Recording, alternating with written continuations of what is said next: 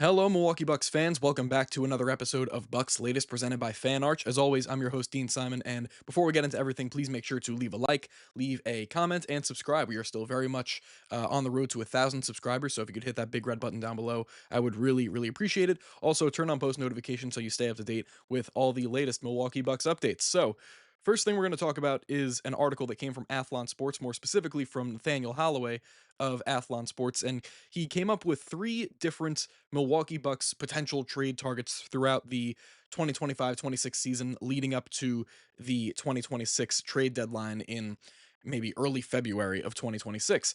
And one of those guys, the third guy that he mentioned on that list that really stuck out to me was Colin Sexton, now newly a Charlotte Hornet after the trade that sent him from the Utah Jazz to Charlotte for Yusuf Nurkic. It doesn't really look promising, like the whole outlook of potentially adding a guy like Colin Sexton to your team, because there must have been something going on behind the scenes, regardless of how talented he is. He is certainly a naturally gifted scorer, and he competes on the defensive end, but he's not a very good defender. But he is a great and efficient scorer for his size. Though there must have been something going on in the background with Utah because they had to spend a second round draft pick along with him to get him out of Utah and get him to Charlotte for Yusuf Nurkic in return. So I guess maybe there were some underlying concerns with Colin Sexton going into that kind of discussion for Utah, but um he does have an opportunity while playing for Charlotte to really burst out of his shell even more and continue to be an efficient scorer. Last season, he put up 18.4 points, 4.2 assists on pretty excellent 48, 40, 86 splits in 63 games with the Jazz, and that is incredibly efficient. He was a 40.6% three-point shooter on pretty good volume, and the way that I've thought about guys like him, where he's obviously getting up more shots because he's on a worse team, I think honestly it's even more impressive if you put up these kinds of stats on that efficiency on a worse team. It would make a difference if he was putting up 25 shots a game to get to 18.4 points and he just couldn't hit anything.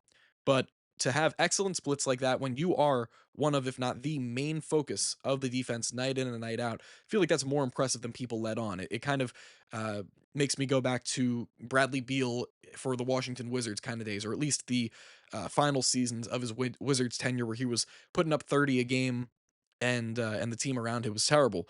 I always thought that it was more impressive that he could put up 30 a game in that situation. But regardless, Nathaniel Holloway had this to say about a potential move for Colin Sexton. Of course, Sexton was traded from the Utah Jazz to the Charlotte Hornets this offseason, but Charlotte may be willing to part with him, which could open the door for the Bucks to acquire him. The 26-year-old guard is a great scorer who would give the Bucks rotation a major boost offensively, though he does struggle on the defensive end. And that's something that is really going to probably hold the Bucks back from making a move of this nature, um, because they really need that defense at as point of attack perimeter defenders. They have certain guys like Ryan Rollins, who we'll get into later in this episode, that can defend out on the perimeter at a great rate. But Colin Sexton, no matter how great of a scorer he is, he just can't keep up on the defensive end, and he would be likened to a guy like Damian Lillard, where no matter how electric of a player he is on the offensive end, he just can't keep up. And defense, of course, is 50% of the game.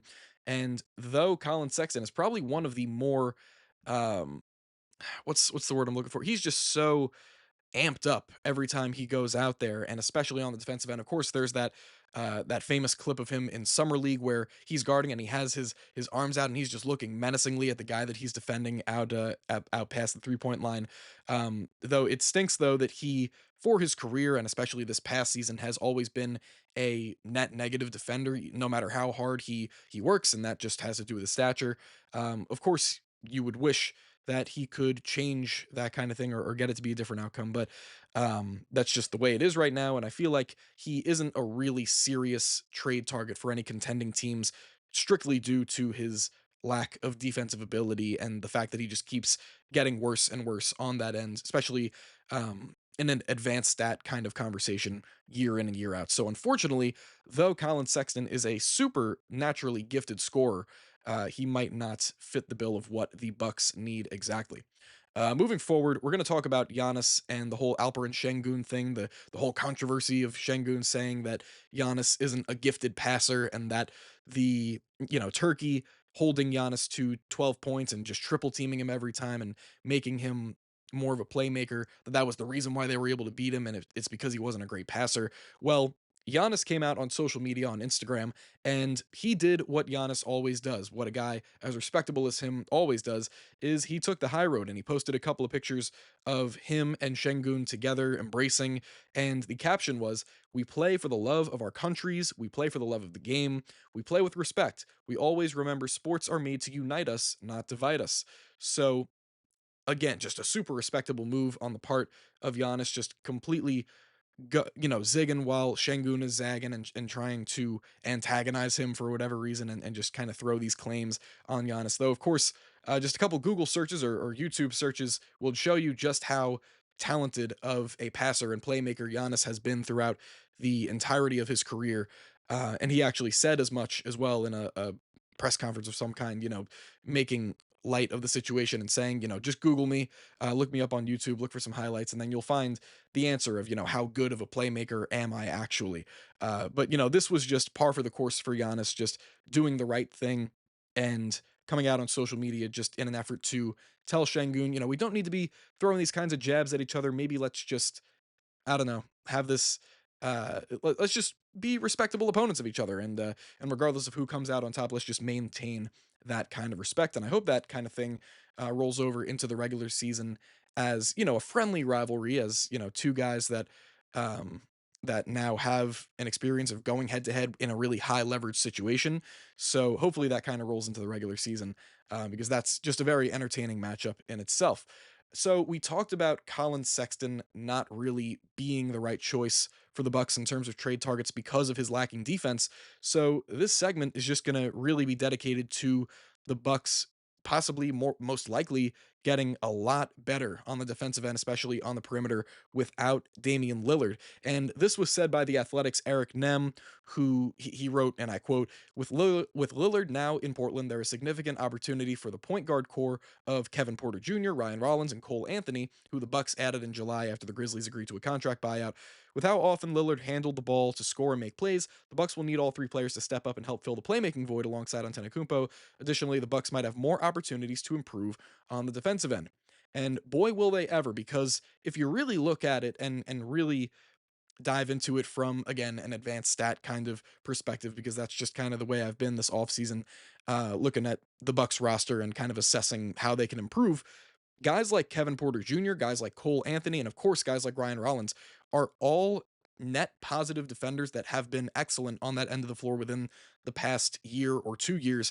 And specifically, the newcomer Cole Anthony, you wouldn't think it because of his size and how um yeah, we'll just stick with that because he does have incredible athletic gifts. You would think because of his size alone that a guy like Cole Anthony, and especially because of how much effort he puts in on the offensive end, that he might not be a net positive defender, but he very much is, and he's very much a competitive defender at the point guard position. Again, though he's undersized, and also Kevin Porter Jr.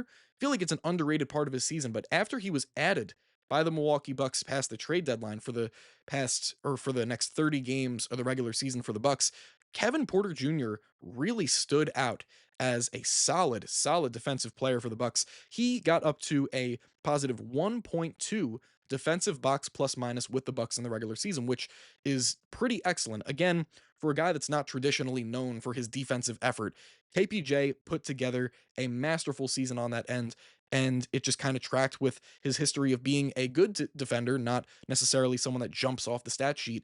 But this past year really proved a lot of things to the Bucks, to Doc Rivers, I'm sure, and that'll lead to him getting more opportunities. And of course, we don't even really need to mention Ryan Rollins because we all know of his defensive impact and that being the reason why he's probably going to be getting a lot more playing time going into this year. Of course, the 3-point shooting also helps, but Ryan Rollins, of that group of guys, of the Cole Anthony, Kevin Porter Jr., and him, he's probably the most naturally gifted defender out of the three. And that's really saying something because he's most likely going to be the third string point guard that's getting maybe 10, 12 to 15 minutes a night, unless things change due to injury and whatever, or if Doc Rivers likes his production. But the best defender out of the three is kind of be the guy going to be the guy that they have in their back pocket, like, oh yeah, we can uh trot him out in certain sets and certain lineup configurations, and he could really blow things up as a perimeter defender. So there's really a lot to look forward to in terms of the Bucks defensive point guard room and the wave and stretch of Damian Lillard. It really it might sound crazy to say it prior to the beginning of the regular season, but it could eventually be seen as a blessing in disguise of some sort because of the Bucks' potential to really improve on the defensive end after he left. But speaking of the depth chart, something I also wanted to talk about really quick was some questionable decisions in terms of putting together a potential depth chart for the Milwaukee Bucks, and this came from Rookie Wire's Cody Taylor, and his interesting choices really just consisted of starting Kyle Kuzma at small forward and also having Gary Harris back up Gary Trent Jr., be the main backup for GTJ as the starting shooting guard in front of AJ Green. So the obvious place that you go to there is you would think the Bucks would value AJ Green a lot more than this supposed depth chart currently does, and especially in the midst of all these extension talks and is he going to get paid? Is he not by the beginning of training camp?